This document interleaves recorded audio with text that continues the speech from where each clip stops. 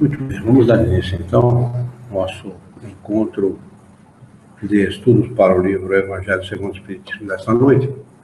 Hoje é uma quinta-feira, 23 de abril de 2015, são 20 horas e 2 minutos, 26 graus, na cidade de Jaú.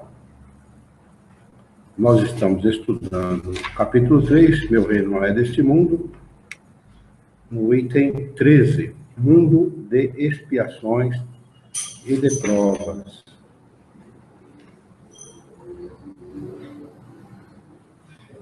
Esta comunicação foi dada por Santo Agostinho,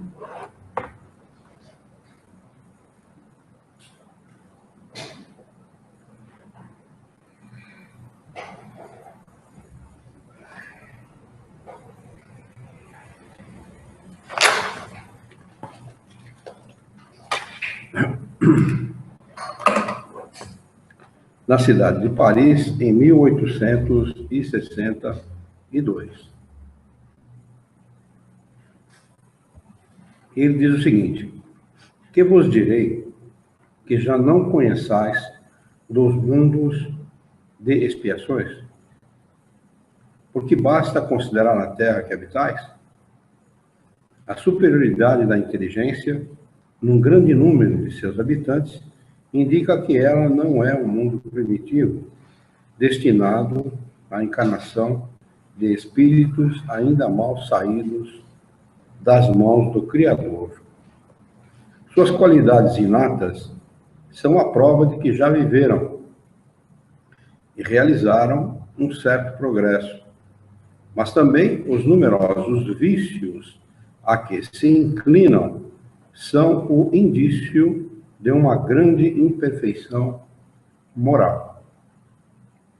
Eis porque Deus os colocou num mundo ingrato, para expiarem suas faltas através de um trabalho penoso e das misérias da vida, até que se façam merecedores de passar para um mundo mais feliz. Não obstante, não são todos os espíritos encarnados na Terra que se encontram em expiação. As raças que chamais selvagens constituem-se de espíritos apenas saídos da infância e que estão, por assim dizer, educando-se e desenvolvendo-se ao contato de espíritos mais avançados. Vem a seguir as raças semicivilizadas, formadas por esses mesmos espíritos em progresso. Essas são, de algum modo, as raças indígenas da Terra, que se desenvolveram pouco a pouco através de longos períodos seculares, conseguindo algumas atingir a perfeição intelectual dos povos mais esclarecidos. Os espíritos em expiação aí estão, se assim podemos nos exprimir, como estrangeiros. Já viveram em outros mundos, dos quais foram excluídos por sua obstinação no mal, que os torna causa de perturbação para os bons. Só queria chamar a atenção para esta última frase, porque aí dá para entender por que é que nós estamos aqui, por que é que nós sofremos e por que é que nós nos revoltamos tanto contra Deus. Esses estrangeiros são nós? A maioria daqueles que estão em expiação são espíritos que já viveram em outros mundos, certamente muito melhor do que esse. Né? São exilados para um mundo como esse, porque se obstinam no mal. Ou seja, são revoltados contra Deus, não são humildes, não é? São ociosos de si mesmos, muito orgulho, muita vaidade, muita prepotência, não é? Acabam sendo exilados em mundos como esse. Daí a gente perceber o tamanho, dá para entender o tamanho, o porquê da revolta da maioria das pessoas que vivem aqui e não concordam em viver nesse mundo. Eles já tiveram mundos melhores. Muito melhores, evidente. Não é? Porque os mais humildes, eles não se revoltam, não imprecam contra Deus. Aqueles que estão numa condição mais atrasada intelectualmente, normalmente não se revoltam contra Deus. São aqueles que aceitam mais, que têm uma vida mais ligada à natureza, que têm uma vida mais ligada à vida em comunidade. Né? Eu não estou falando de favela, porque agora a favela chama comunidade, não estou falando nisso, não. Eu estou falando da tendência da pessoa a viver em comunidade, a viver para o todo e não para si mesmo. Quanto mais exclusivo, quanto mais exclusivista, quanto mais individualizado o homem é, maior é o sinal de que ele já viveu em outro mundo e de que ele é um desses espíritos exilados aqui na Terra. Mas se ele continuar assim, ele vai continuar aqui mesmo. Resposta? Evidente. Evidente. Se ele continuar obstinado no mal, se ele continuar pela revolta que tem, pega esses espíritos, vê aí os poetas, né? Os musicistas, os poetas, os musicistas, os escritores, pega esses caras mais intelectualizados, o que eles falam da Terra? Vamos pegar Vinícius de Moraes, que é um cara bem conhecido. Ele escreveu: a vida é uma só, não é duas, não, é uma só. Se tem uma vida a mais, eu só aceito se o documento vier assinado por Deus, né, e reconhecido firme, cartório. Um cara que fala isso não é um espírito revoltado? Ele não aceita a vida aqui. Cachaceiro, né? Ensinava os outros a ser cachaceiro, a ser boêmio, né? Aí estava o centro espírita com o nome dele, dizendo que ele é um espírito superior. Então, pode ser superior em intelectualidade, mas em moralidade não, porque a característica do espírito que se obstina no mal é a revolta contra Deus, é a não aceitação da vontade do Criador. Ele não se submete. Ele vem de certa forma intelectualmente e para se corrigir moralmente. Evidente. Se eu não me engano, é a questão 737 do Livro dos Espíritos que faz exatamente essa pergunta. Por que das calamidades que atingem o homem aqui na Terra? Me fala que tem duplo propósito, né? Para ajudar o homem a evoluir intelectual e moralmente e adiantar essa evolução. Porque se não houvesse esses acontecimentos da vida, né, o homem ficaria... O que esses acontecimentos fazem o homem progredir em um ano, ele levaria 100 para progredir. É possibilidade. É evidente, ele tem que procurar a solução para os seus problemas. Procurando a solução, o que ele encontra?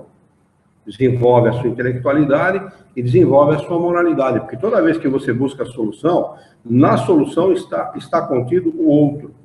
Não existe solução sem o acréscimo de uma segunda pessoa nessa solução, ou de uma terceira, ou de um grupo de pessoas.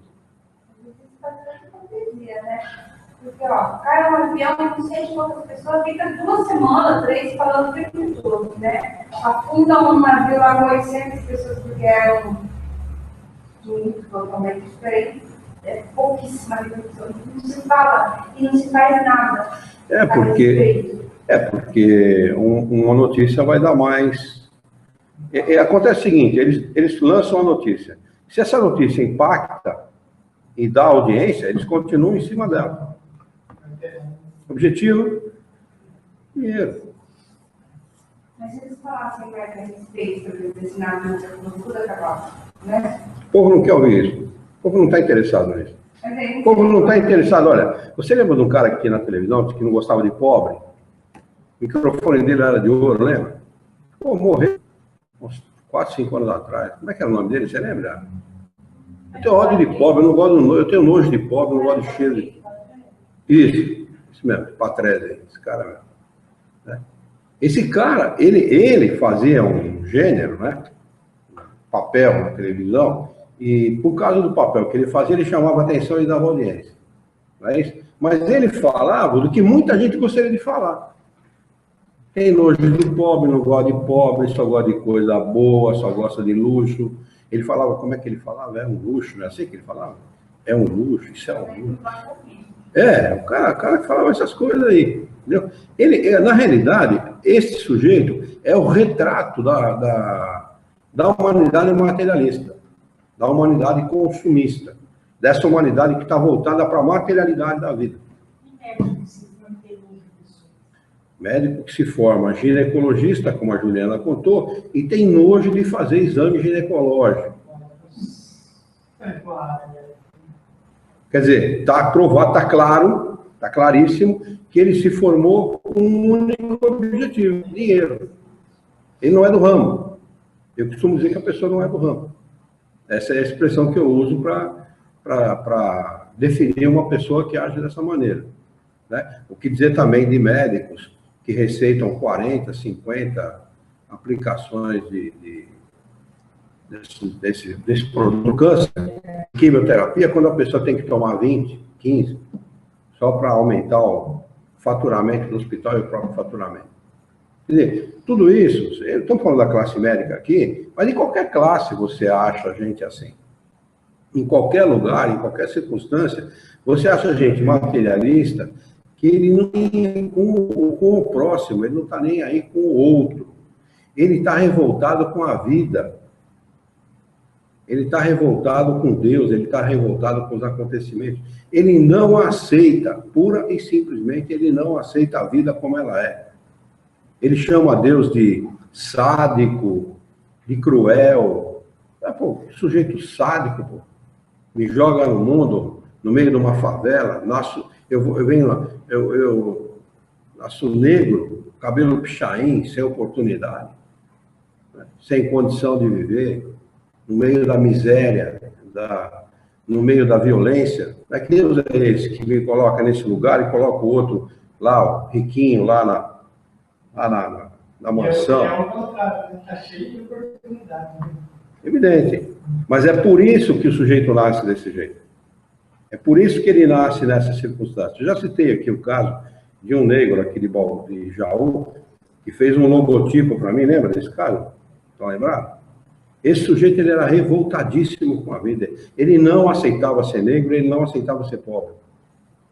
Eu achei muito... Eu não comentei nada com ele, eu fiquei ouvindo o que ele falava e fiquei analisando conforme a ótica espírita, que nos ensina por que as pessoas nascem desse jeito, né? Mas ali ficava o retrato, era claro que ali estava encarnado um antigo homem poderoso, né? Um dono de muito dinheiro, de muita riqueza, né? Que pediu para encarnar daquela maneira para ver se ele se reavia com a própria consciência. E, no entanto, ele estava se entregando à revolta.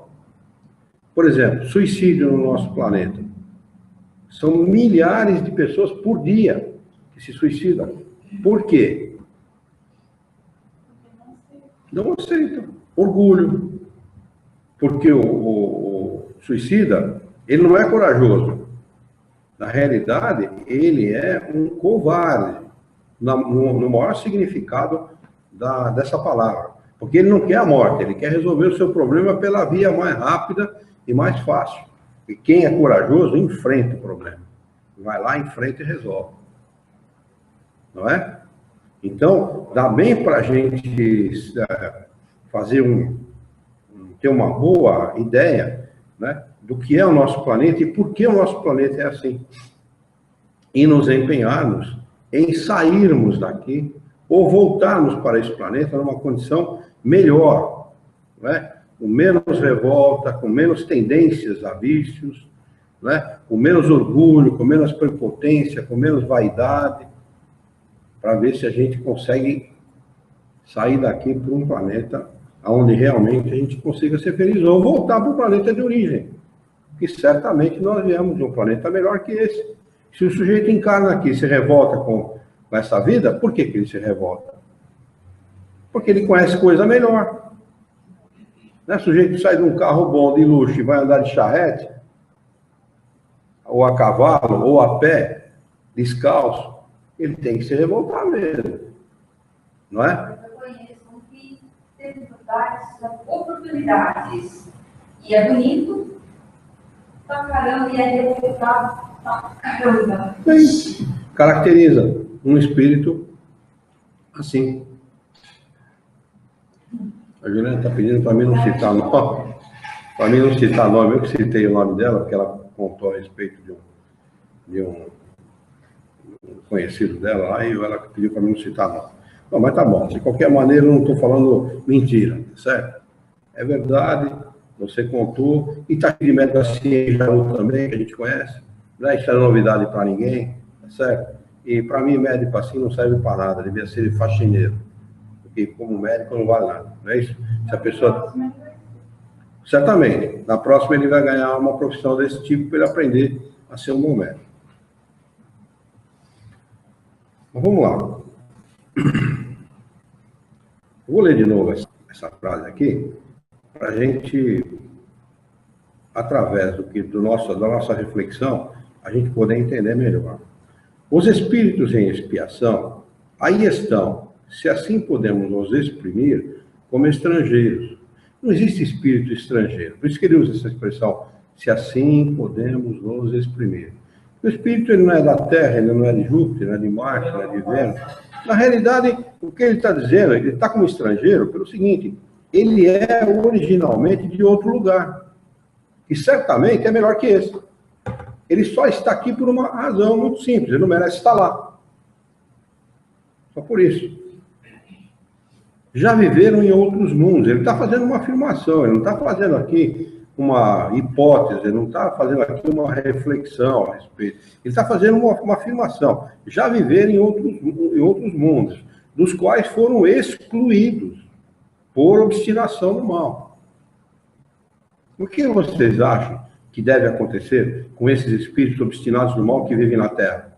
Que a Terra está avançando para o mundo de regeneração. Não é assim? Os espíritos mesmo declaram que não deve demorar muito para a Terra tornar-se um mundo regenerador. O que vocês acham que deve acontecer com esses espíritos que se obstinam no mal? Tem oportunidade uma vez como político, 2 vezes como médico, 3 vezes como engenheiro, 4ª vez como dono de uma indústria, né? Ou uma 5ª vez como um ser comum, simples da sociedade, e sempre agindo de maneira equivocada, de maneira errada, né? Se drogando, violento, tratando os outros mal, né? Sendo desonesto, ao invés de fazer o que ele deveria fazer com a inteligência dele. Porque é interessante os espíritos dizerem que nós somos inteligentes. E é fácil de constatar isso, não é? É raro você pegar uma pessoa que não seja inteligente. Você conversa com ela, meia hora de conversa com ela, não precisa meia hora, 15 minutos. Você já percebe que ela é uma pessoa inteligente. No entanto, ela usa a inteligência dela de maneira equivocada. Não é? Ela usa a inteligência dela de maneira errada. É muito interessante a gente observar isso. A gente imagina que a pessoa inteligente ou inteligência é sinônimo de bom senso, e não é. Não é, não. Não é sinônimo de bom senso. Porque se a inteligência fosse sinônimo de bom senso, haveria bom senso no nosso mundo, e não revolta, violência, guerra, né? Corrupção, desonestidade, tudo isso aqui. Na realidade, é a associação das duas coisas, da inteligência mais a moralidade, que vai resultar numa ação inteligente. O inteligente no sentido de sábia, né? No sentido de bem aplicada, né? Porque o sujeito que tem inteligência e não age de conformidade com a sua inteligência, ele não está agindo sabiamente, né? Ele não está agindo... Você lembra que o Severino Celestino da Silva, ele faz uma ressalva quanto à indicação de Jesus para a prece do Pai Nosso, que ele indicava a meditação, né? A maioria de nós faz a prece de que maneira? Pedindo, pedindo, pedindo, pedindo, pedindo, porque o nosso objetivo é ter, né? E não ser. Dane-se. Quero saber se eu sou bom, se eu não sou, eu quero é ter. Eu quero é ter muita coisa, eu quero ter o carro que eu quero, a casa que eu quero, a mulher que eu quero, o homem que eu quero, enfim, é ter. Não importa, né? Até na prece a gente é egoísta.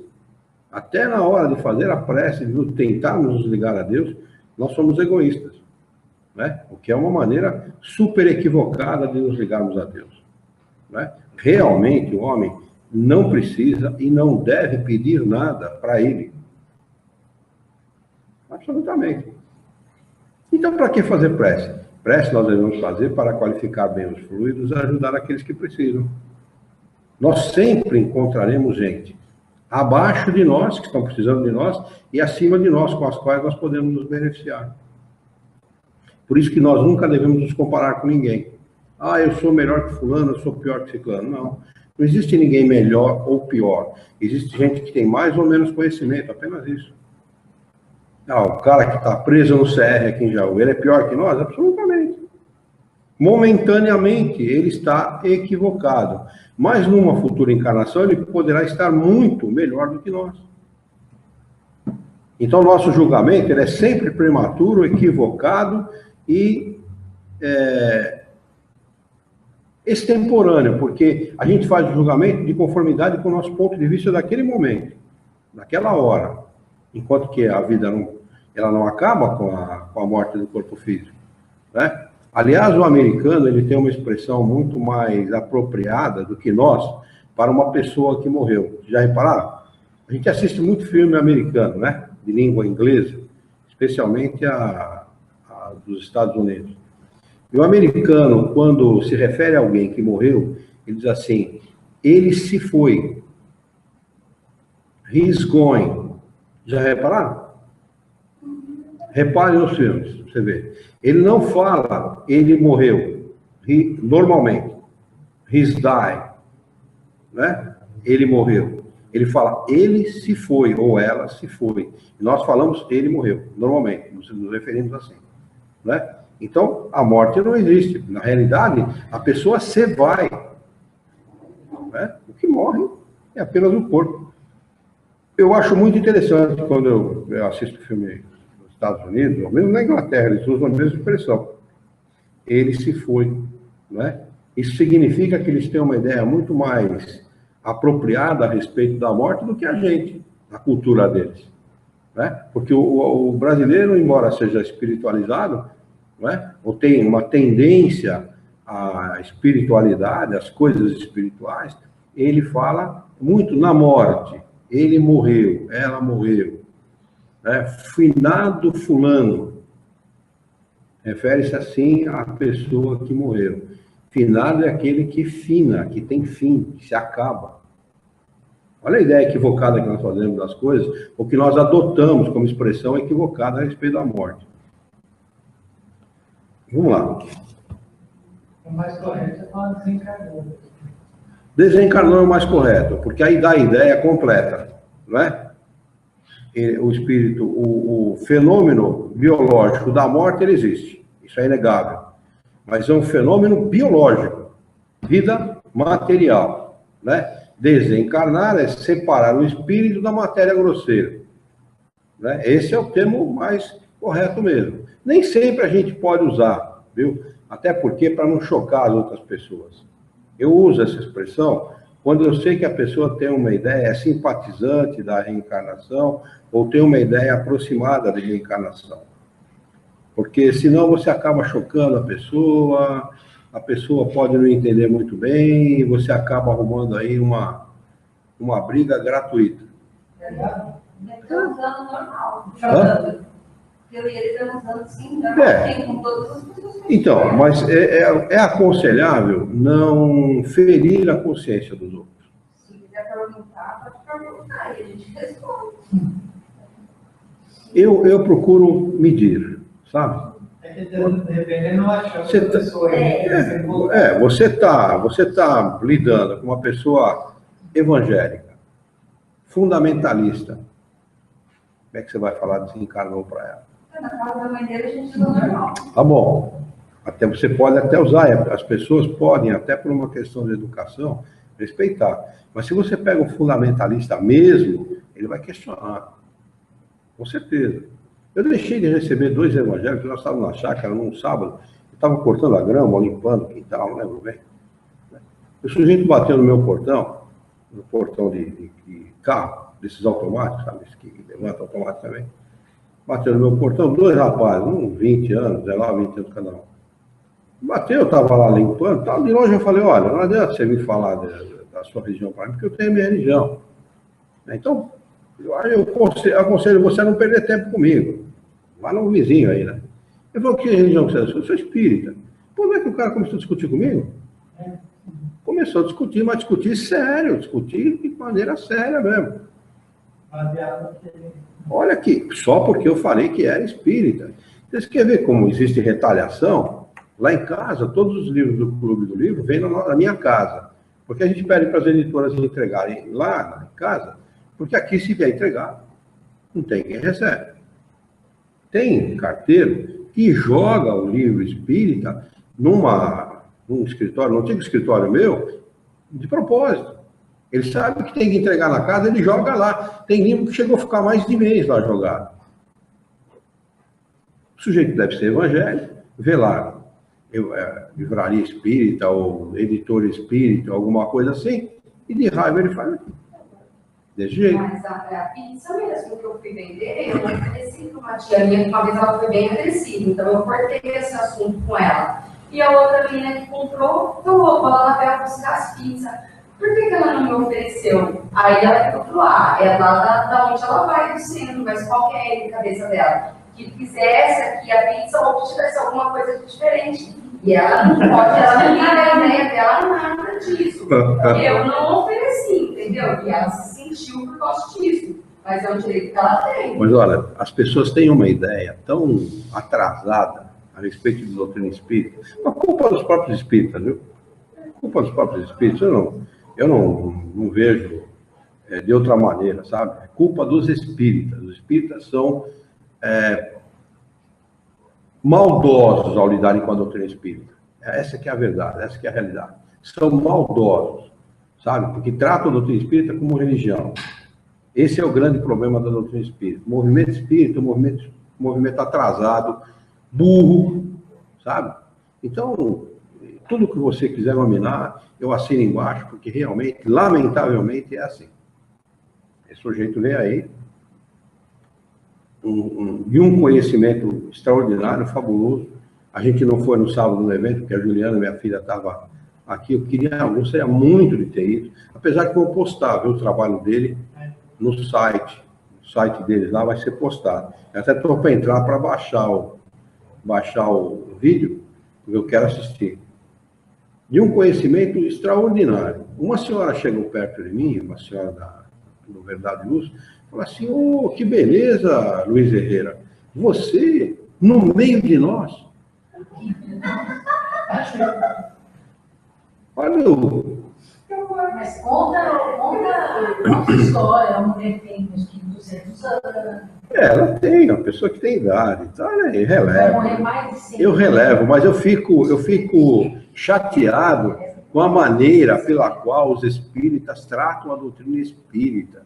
Foram assistir a palestra do homem pensando que o homem era um religioso. Ele tem a cabeça religiosa, mas ele falou ali de conhecimento. Vocês perceberam quantas vezes ele pediu desculpa a respeito do Pai Nosso que ele estava trazendo? Por quê? Ele já deve ter tomado tanta lambada por aí, tanta cacetada, você não foi, né? Uma pena. Né? Tanta cacetada que ele deve ter tomado, que ele pede desculpas por trazer uma novidade que é fruto de um estudo. Ele falou, isso aqui não é da minha cabeça, isso é fruto de pesquisa, de estudo. Não é? Olha, a cabeça do movimento espírita é uma cabeça muito atrasada. Eu achei que deveria mais tempo. Mais tempo? Se sou eu que organizo aquilo ali, eu organizo um seminário. No mínimo um seminário. No mínimo. Um seminário de 2, 3, 4 horas. Eu dá para ele pelo menos umas 3 horas para ele falar do conhecimento dele.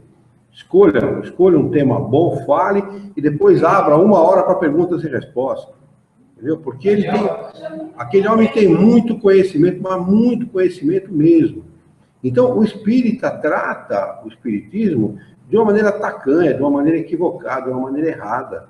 A casa do Luiz Herrera. Perguntou se como é que estava o meu centro espírita e tal. Como se aqui tivesse dono. Se aqui tivesse dono. Esses absurdos que acontecem. E que fazem do espiritismo aquilo que ele é aos olhos das pessoas. Tinha um sujeito que vem aqui na frente da Centro Espírita, ele consertava motores, ele está ali, ele mudou para ali agora. Hã? Regimar. Mudou logo ali. Uma vez eu estava entrando aqui, porque de vez em quando eu venho aqui para cuidar de alguma coisa aqui, eu estava entrando aqui, ele me chamou, vem aqui.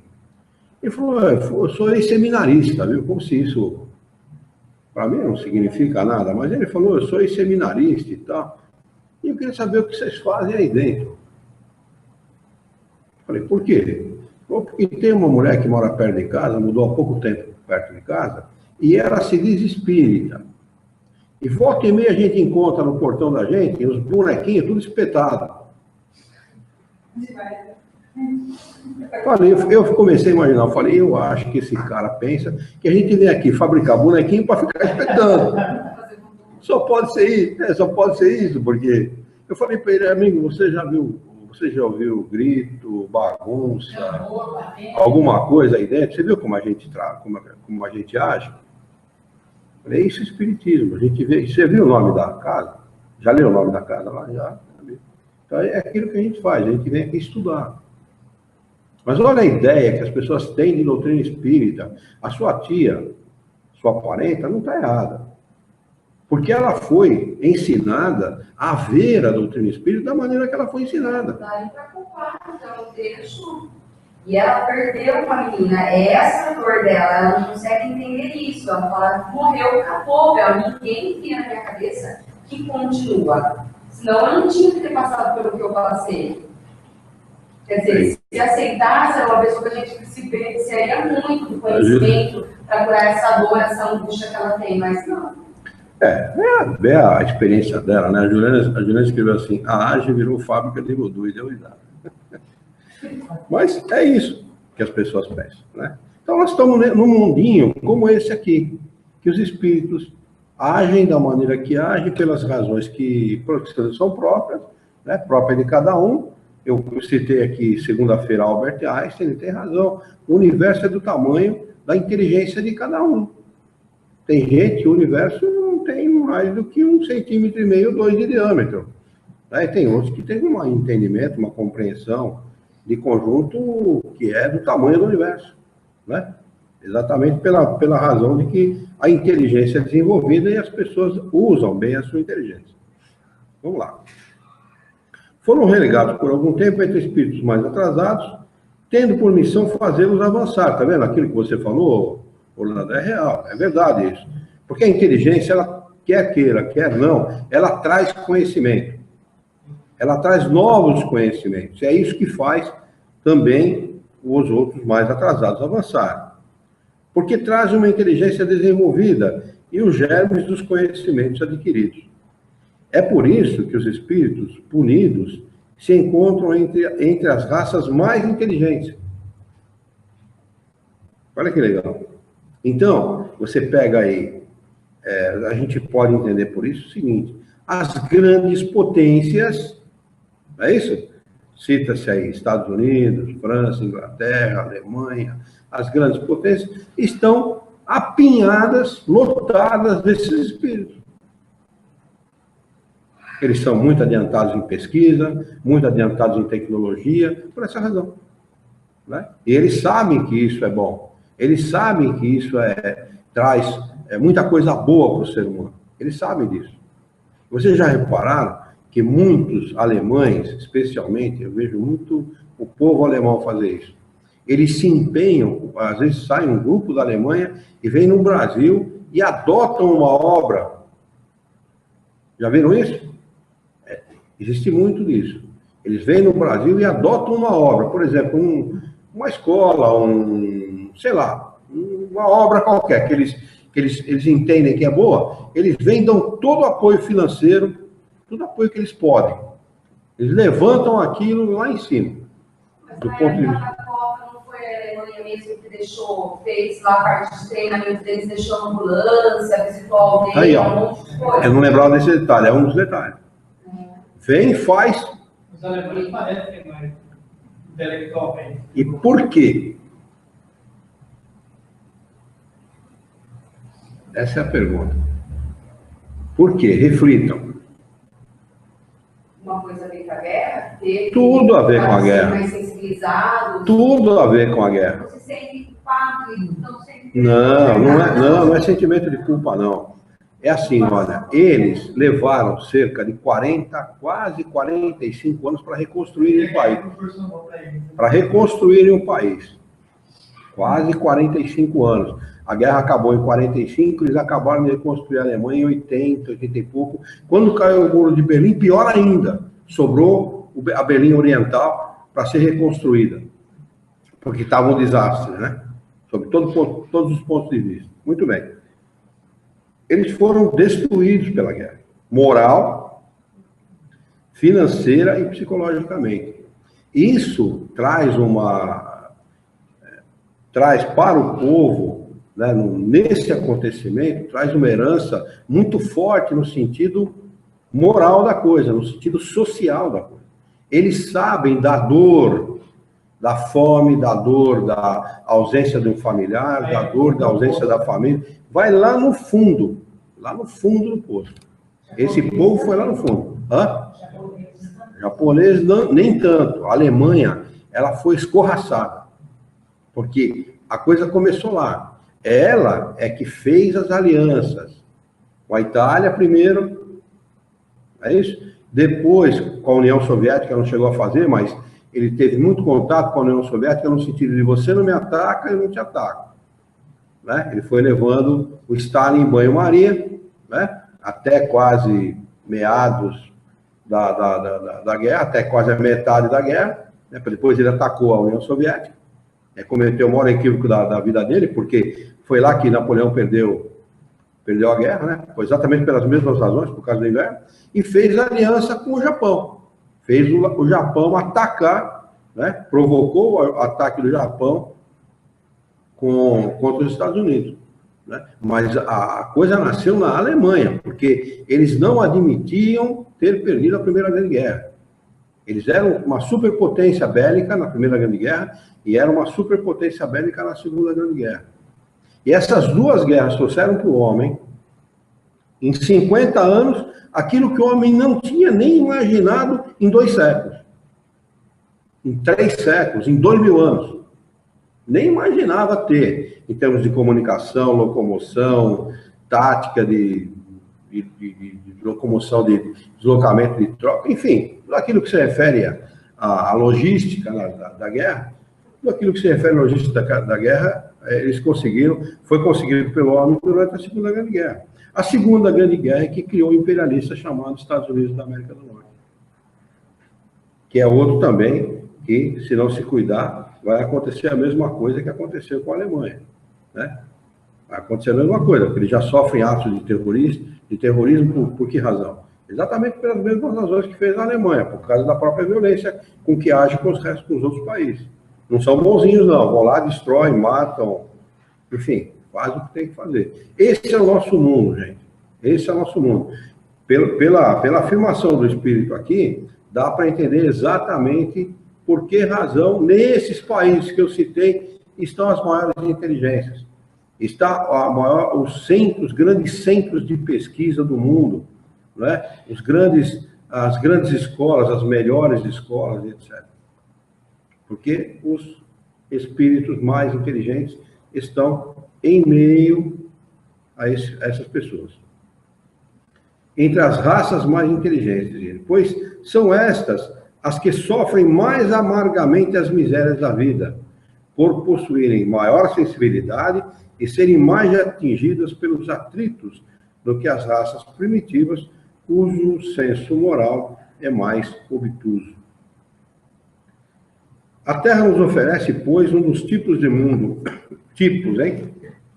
Ele não fala que a Terra é o mundo expiatório e que todos os mundos expiatórios são iguais. É um dos tipos de mundos expiatórios. O nosso mundo, ele, em outro mundo expiatório, que nós podemos viver, se for necessário, pode não ser exatamente como é a Terra, pode ser melhor ou pior do que aqui. Em que as variedades são infinitas, mas têm por caráter comum servirem de lugar de exílio para os espíritos rebeldes à lei de Deus.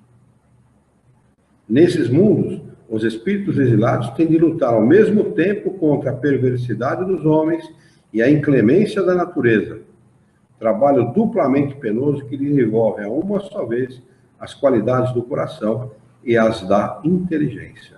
Vocês viram o tornado que passou em Santa Catarina? Em 5 minutos, não deu mais do que isso, o que ele fez? A 120 km por hora, destruiu o Xanxerê. Simplesmente isso, destruiu. É com isso que nós convivemos. Às vezes parece que as coisas estão chegando perto. Como é que é? Parece que as coisas estão chegando perto. Como assim? Essas coisas, eu acho. Machuca tanta gente, né? Porque essas. Os caras vivem, né? Essas coisas da natureza. Então, Mas você pode perceber, no Paraná tem uma região onde passa um vento muito forte, ali perto de Campo Mourão, não sei se já ouviu falar, ali tanto dá vento forte como chuva de granizo, mais chuva de granizo que vento forte. E quando vem a chuva de granizo, eu já vi pedra de granizo assim, ó, tamanho de uma bola desse de tênis. Massa capô de carro destrói telhado das casas. Telhado, que a pista é mais alta que as casas, você vê as casas parecem uma peneira. Um homem tomou uma bolada dessa na cabeça quando estava passando por lá, foi internado no hospital, quase matou a pessoa. Né? Então, é gozado que isto tem determinadas localidades que tem isso. Né? Aqui, perto de Campinas, saindo de Campinas, não, para frente um pouquinho, já quase chegando em Americana, tem um lugar ali que eu já vi várias vezes, é um alto, aonde o vento passa, eu cheguei a visualizar um caminhão que saiu da faixa da direita, quem vem para o interior, e foi jogado na outra faixa. E o telhado do posto foi arrancado inteiro e tombou. A força do vento. Então, essa inclemência da natureza é disso que ele fala. Né? Quem não lembra do tsunami que afetou aí os países Indonésia, né? Eles no Japão também, há pouco tempo. Há pouco tempo, o Japão foi vídeo. O Japão é terremoto. Volta e meia, está ali no chamado cinturão de fogo, né? Que eles chamam, as placas tectônicas, né? Então, é contra isso que a gente tem que viver. É contra isso que a gente tem que lutar. E ainda o homem, ele é imprudente, ele faz a casa dele em cima da areia, não faz uma boa fundação, não faz nada. Quando vem um troço desse, o que está acontecendo também com o nosso tanto transtorno, assim, com a própria natureza, esgotamento de recursos, que vira toda essa bagunça aí. O esgotamento de recursos, o homem usa muito mal os recursos que tem, isso é verdade. Né? Mas o fenômeno da natureza, como tempestade, vendaval, chuva de granizo, isso é provocado pela própria natureza. As intempéries é provocado pela própria natureza, que é a ação dos espíritos, viu? Estão mudando, né? Estão mudando. Não, olha, a gente repara que a mudança, ela na realidade, ela não acontece como a gente imagina. Tá? Eu já ouvi um espírita dizer para mim o seguinte: vamos ver se a gente consegue melhorar isso aqui antes que o homem consiga destruir a Terra. Isso para mim é um absurdo muito grande. O homem jamais vai conseguir destruir a Terra. Tá? O que ele está fazendo, pela ação equivocada dele, é fazer com que alguns fenômenos se concentrem em alguns lugares, provocando muita destruição, muita fome, muita miséria, pela ação equivocada dele. Mas a gente ouve falar assim, fazia 40 anos, 50 anos que não fazia tanto calor, tanto frio em tal lugar. Se fez 40, 50 anos atrás, há 40, 50 anos atrás, o nível de poluição não era o mesmo que era até hoje. Concorda? Então, as intempéries da natureza, elas sempre foram o que são. A concentração dessas intempéries pode ser por conta da poluição que o homem causa, né? Da sua imprudência, da sua falta de bom senso e tudo mais. Pode ser. E é claro que traz mesmo. A gente vê, por exemplo, um mosquitinho desse tamanho, o caos que ele está causando no estado de São Paulo. Por quê? Porque o homem, ele não usa do conhecimento de higiene que tem, né? Acaba sendo imprudente, cometendo as imprudências que comete, e acaba causando aí um surto de dengue aí, está dando dengue hemorrágica, já está matando gente. Tá? Quer dizer, isso sim, quem dá a causa direta é o homem. Mas as intempéries, viu, elas sempre aconteceram. Sempre. Sempre. É a ação dos espíritos. Na realidade, nós vivemos num mundo onde a intempérie, os fenômenos da natureza, eles são necessários para fazer com que o homem possa evoluir. A ideia é essa. Nós temos questão 734, se não me falha a memória, quer ver? Eu vou dar essa para vocês lerem em casa. Se eu não me engano, é 734, quer ver? O Brasil só pode passar por uma guerra. Não falta não, nós já temos a nossa guerrinha diária. Olha, é 737. 737. A pergunta de Kardec, é o item 2, flagelos destruidores. A pergunta de Kardec é: com que fim Deus castiga a humanidade com flagelos destruidores? Essa é a pergunta de Kardec aos Espíritos. É muito interessante essa questão, porque a resposta que ele dá bem uma noção de por que o mundo que nós vivemos é como é. Nós somos espíritos, mais ou menos, muito mal comparando, mais ou menos como o burro teimoso. O burro teimoso, quando empaca, alguém consegue tirar ele do lugar? Nós somos assim. Pode vir Deus do céu, Jesus, e vir falar para o sujeito: fulano não é assim, toma cuidado, você vai se queimar. E o sujeito vai e põe a mão no fogo. E não tem quem desfaça a ideia dele. Então, o que tem que acontecer? Ele tem que se queimar mesmo, né? De preferência, uma boa parte do corpo, para sentir o ardido e nunca mais fazer isso. Esse tipo de sabedoria que Deus usa com a gente, o índio usa com as suas crianças. Eles não têm, deixa acontecer mesmo. O índio não diz não para a criança. Olha, Orlando Vilas Boas. Eu tenho uma admiração extraordinária por esse homem. Toda vez que eu ouvia dando um depoimento, uma entrevista, eu parava e ficava ouvindo o Orlando falar, porque o Orlando tinha um conhecimento, tinha uma bagagem a esse respeito, que pouco... Bom, indigenista, né? Ele e os irmãos Vilas Boas, né? Todos eles, tal. Eram indigenistas que fizeram o projeto Xingu e tal. Quer dizer, tinha um conhecimento vasto a esse respeito. Isso assim, um índio nunca fala não para a criança. Um índio nunca grita com o outro. Um índio nunca caça para ele. Ele nunca busca água no rio para ele. Um índio nunca humilha o outro. Se a criança vai perto da fogueira, a mãe está vendo, ninguém vai dizer para o índiozinho: não faça isso. Ele deixa o índiozinho ir, deixa o índiozinho tocar o fogo, seja lá o que ele queira tocar. Ele vai tocar uma vez só, ele não vai fazer outra vez. Ele é sabedoria isso. Deus faz exatamente assim com a gente, né? Porque embora nós sejamos adultos, tenhamos inteligência, tenhamos conhecimento, a gente age como índiozinho muitas vezes, né? Tudo está indicando que nós não devemos fazer. E a gente, por falta de bom senso, por falta de prudência, vai e faz, né? Um depoimento de uma pessoa que frequentou o centro aqui, disse assim: eu tinha um carro ruim, velho. Eu comprei de uma pessoa, a pessoa me fez uma camaradagem, eu comprei, paguei prestações suaves e tal. Pô, chegou um momento da minha vida que eu achei que podia trocar o carro. Vendeu o carro por qualquer preço, foi lá e comprou um outro bem melhor, né? Bom, conclusão, não conseguiu pagar o segundo carro, ficou sem o velhinho que ele tinha e sem o segundo. O que faltou para ele? Prudência, bom senso. A gente tem máquina de calcular em lápis e papel exatamente por essa razão. Você não pode ir por impulso. A maioria de nós compra por impulso. Vai lá e não, é bonitinho. É legalzinho, mas tão bonitinho. Você precisa disso? Efetivamente você precisa. Eu tenho 10 camisas no meu armário. Eu preciso comprar mais camisas. Mas é tão bonito, está na moda. Mas escuta, você precisa, efetivamente, precisa. E tem homens na humanidade que deram muitos exemplos a esse respeito para nós. Muitos na humanidade. Washington Carver, né, um livro que nós entregamos no Clube do Livro.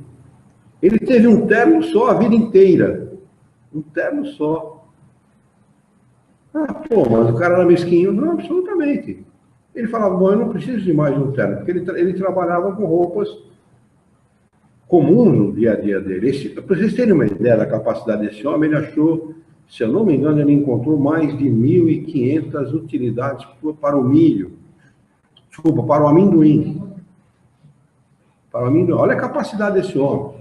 Esse homem é um negro de uma capacidade, estudou à custa de muita vontade, de muita determinação e tal. É ele que desenvolveu o índigo blue, aquela cor azul, né? Índico e tal. Ele que desenvolveu. Leia um livro que é maravilhoso, é o Laboratório de Deus, né? Se eu não me engano, o nome do livro. Extraordinário esse livro, fabuloso. Se eu não me engano, tem aí, não tem aí? Acabou? É extraordinário esse livro, é fabuloso. É Washington Carver. George Washington Carver, né? Extraordinário, quer dizer, gente que nos deu exemplo de como agir com bom senso, como agir com sabedoria. Aí você também só tinha um pé. E a mulher dele ficava para você está se apresentando no congresso desse jeito, escuta, vamos ver, eu vou ouvir o que eu tenho para falar, ou vou reparar no meu tempo? Na minha roupa. Né? E as pessoas são tão vaidosas, gente, mas tão vaidosas, tão ciosas de si. Né? As pessoas, gente aqui em Jaú, que eu fiquei sabendo que não podia ver o vizinho comprar um carro novo, que ele se metia numa dívida maluca e comprava um carro novo melhor que o do vizinho, para não ficar atrás do vizinho. Olha que absurdo. Nós recebemos um treinamento de venda e o palestrante lá das franquias da escola falou que a gente compra 70% pela emoção e só 30% pela razão. Impulso. Principalmente as mulheres. Não que o homem também não, mas se ele sai para comprar um sapato, ele não tem nem assim, vamos dizer, criatividade ou tempo para olhar outras coisas. Agora a mulher vai, faz um monte de coisa menos que ela. Exatamente. O homem vai e fala assim, eu quero aquele ali, número tal. Pega, vai embora. E eu mesmo. A mulher desce 40, 50 sapatos, experimenta todo, vê cor de bolsa, cor de vestido, cor de tudo. Aí ela é especialista nesse. E é devido a essa insatisfação que a gente sempre tá, né? Esse equilíbrio emocional, esse negócio de. Exatamente. Eu fui fazer uma matrícula em Mineiro, seu Luiz, eu não sei nem o nome do bairro lá, porque eu não conheço direito. Mas era um barraquinho, um loteamento que fez, 2 cômodos, que fez igual para todo mundo, não tem nem asfalto na rua lá ainda. E as crianças brincando lá fora, porque eram tudo irmão mais velho. O menininho falou para mim que era o quinto tablet que ela estava batendo, assim, porque a bebê derrubava, quebrava, não comprou. E você imagina a dificuldade que essa família passa para morar numa situação assim, ter 3 filhos e ter comprado já 5 tablets para uma criança. Quer dizer, que lógica que tem um negócio desse? Nenhuma. Não tem sentido, é consumismo. Né? Ao invés de se educar as pessoas para viverem bem, se educam as pessoas para consumirem. Olha, existe, viu, muita mensagem contida desses propagandas de televisão e tal, muitas mensagens subliminares que levam as pessoas a consumir. Tá, viu, muitas, já citei aqui, a gente repara nessas coisas porque a gente fica observando. Por exemplo, quando começa uma propaganda de algum produto, normalmente o volume sobe. Você está escutando, assistindo um filme e tal, entra a propaganda, você é obrigado. Eu, pelo menos, eu não gosto de muito barulho, eu tiro o som. Porque automaticamente o volume vai lá em cima. E o sujeito fala na propaganda, ele fala bem rapidamente, ele não te deixa tempo para pensar. É que é para você não pensar mesmo. É para você ir lá e comprar. Ou então, abra uma Coca-Cola e seja feliz, venha ser feliz nas Casas Bahia, e coisas do gênero. Quer dizer, a pessoa acaba, de maneira subliminar, introjetando no pensamento que consumir é felicidade, ter é felicidade, consumir é felicidade. E assim sucessivamente. É onde pessoas como essa, simples, acham que fazer uma tatuagem, colocar um piercing, um brinco e tal, não fazem isso por estilo de vida. Fazem porque são massificadas a fazerem esse tipo de coisa. Não pensam, raciocinam massificadamente, raciocinam em massa. Todo mundo faz, eu faço também. Você já ouviu falar, sabe o pessoal que vem de fora, de outros estados, para trabalhar na cana, na açúcar, que tem bastante na Nerosa? Uma vez mesmo um vendedor que trabalhava nas casas vai dizer, você já percebeu que esse povo vem para trabalhar na safra? O primeiro salário que eles fazem é comprar som. que é aqueles microsystem grandão que hoje a gente nem usa mais, né? As caixinhas de som. E realmente, às vezes, foge tanto de uma vida sacrificada, ela acha que a felicidade está nisso, eu vou ganhar um pouquinho mais, isso daqui vai me melhorar um monte, né? Pega e vai e compra. É, isso mesmo. Chamado Sul Maravilha. É assim que eles chamam aqui no nosso estado. A vizinha lá, eu moro em casa do cara, no barraco, comprou 345 televisão. Comprou o quê? Visualizadas, né? Televisão de 55 polegadas. 55 polegadas. Acho que não tem nem 40 pintura. Vamos lá. Vamos ver se a gente consegue acabar pelo menos essa questão. Essa já foi. Hã? Não acabamos ainda. É assim que Deus, na sua bondade, torna o próprio castigo proveitoso para o progresso do espírito. E é verdadeira essa afirmação final dele aqui, porque realmente é assim. No problema está a solução. Vamos anotar aqui dia 23/4/2015, para nós retomarmos na próxima. Eu peço desculpa para vocês por ter me detido muito nessa questão, mundo de expiações e de provas, porque não entender o mundo em que nós vivemos é não entender a vida. Uma pergunta. Pois não. Então, há vários graus de planetas, de provas e expiações, de generação. Nenhum planeta, como nenhum espírito, está no mesmo grau evolutivo. Então, há vários graus de planetas. São vários tipos. Planeta não tem grau, como matéria não evolui. São vários tipos. Cada mundo tem o seu tipo de expiação, o seu tipo de sofrimento, de cataclismo, de problemas que levam os espíritos a evoluir. Sim, não há dois mundos de regeneração na mesma situação. Não existe. Não existe. Cada um está num grau, cada um tem o seu modo de sofrimento, mas todos eles levam a uma coisa só, desenvolvimento intelectual. Todos eles levam ao mesmo objetivo. Né? Embora não sejam iguais, é mais ou menos a mesma coisa que nós que vivemos aqui no Brasil e outros que vivem lá na Índia. Vai? Eles têm os problemas próprios deles, né? A cultura própria deles e tudo mais. Então, eles lá têm os problemas que lhes são próprios. Nós temos os problemas que nos são próprios. Os dois evoluem no mesmo sentido, intelectual e moralmente.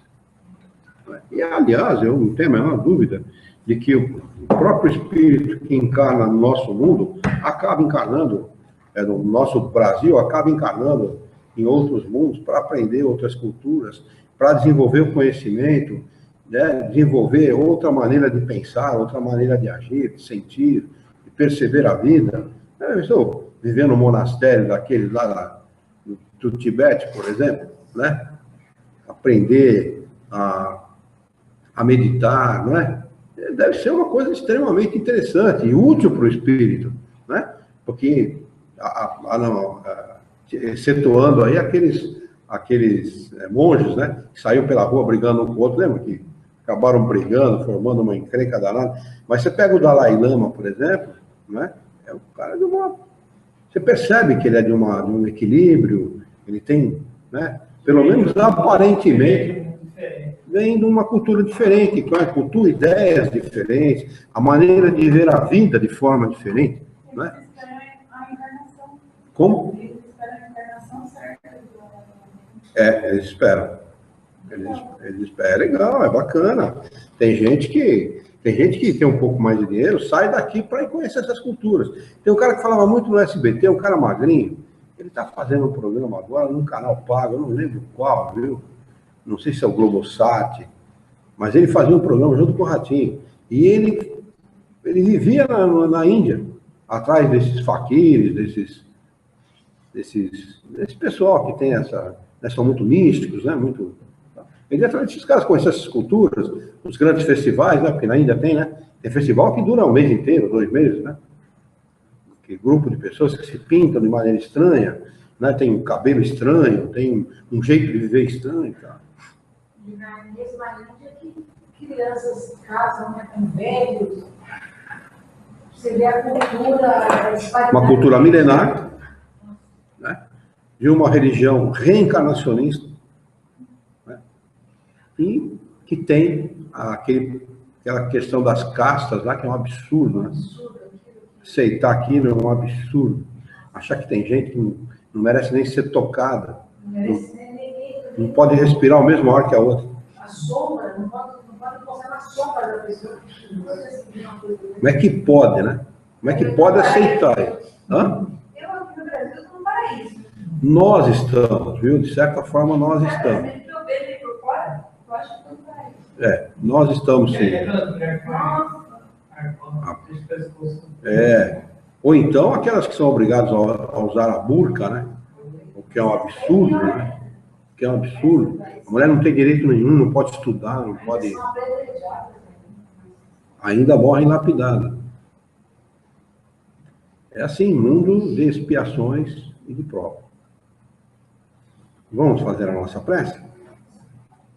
Vamos então levar o nosso pensamento, mentalizar a figura excelsa e amiga de Jesus, nosso mestre, modelo e guia da humanidade.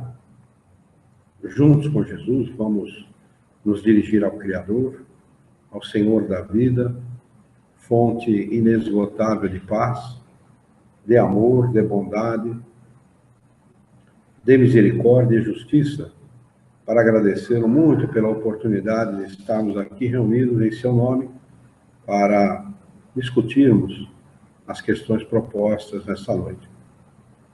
Queremos humildemente pedir, Senhor, bom ânimo, coragem, determinação, ideias renovadas, alegria de viver e muito entusiasmo para que nós possamos trabalhar e dignificar a vida e honrá-la por um profundo e sincero respeito ao nosso próximo. Em teu nome, em nome de Jesus, em nome dos bons espíritos, em nome do nosso diretor espiritual e de sua equipe, e todos os encarnados e desencarnados que participaram do nosso encontro de estudos essa noite, nós o declaramos encerrado.